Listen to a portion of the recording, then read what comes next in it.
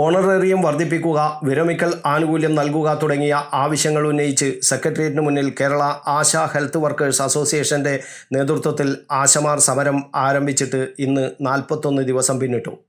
സമരസമിതി നേതാവ് MA ബിന്ദു, ആശാപ്രവർത്തകരായ തങ്കമണി, ശോഭ എന്നിവർ നിരാഹാരം ഇരിക്കുകയാണ്. നിരാഹാര സമരത്തിൻ്റെ 3ാം ദിനമാണിന്ന്. കഴിഞ്ഞ ദിവസം വൈകിട്ട് ആശാപ്രവർത്തകരായ ഷീജയ്ക്ക് നിരാഹാര സമരത്തിനിടെ ശാരീരിക അസ്വസ്ഥതകൾ അനുഭവപ്പെട്ടതിനെ തുടർന്ന് ആശുപത്രിയിലേക്ക് മാറ്റി. തുടർന്ന് മറ്റൊരു ആശാപ്രവർത്തകയായ ശോഭ നിരാഹാര സമരം ഏറ്റെടുക്കുകയായിരുന്നു. ആശാപ്രവർത്തകരുടെ പ്രശ്നം ചർച്ച ചെയ്യാൻ ഈ ആഴ്ച തന്നെ കേന്ദ്ര ആരോഗ്യമന്ത്രിയെ കാണുമെന്ന് ആരോഗ്യമന്ത്രിയും അറിയിച്ചിട്ടുണ്ട്.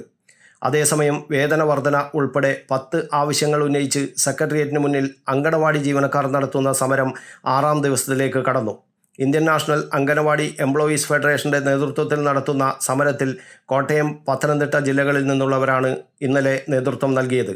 അങ്കണവാടി വർക്കർമാരുടെയും ഹെൽപ്പർമാരുടെയും ഓണറേറിയം വർദ്ധിപ്പിക്കുക എന്നതാണ് ഇവരുടെയും ആവശ്യം. News bureau, Kannur media.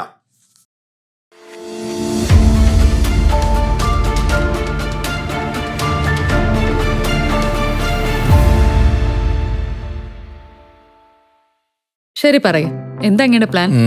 Kitchen വർക്സും interior വർക്സും നമുക്ക് നല്ലൊരു ടീമിനെ ഏൽപ്പിക്കണം. പിന്നെ ഫർണിച്ചർ സുനിതയിൽ എടുക്കാം.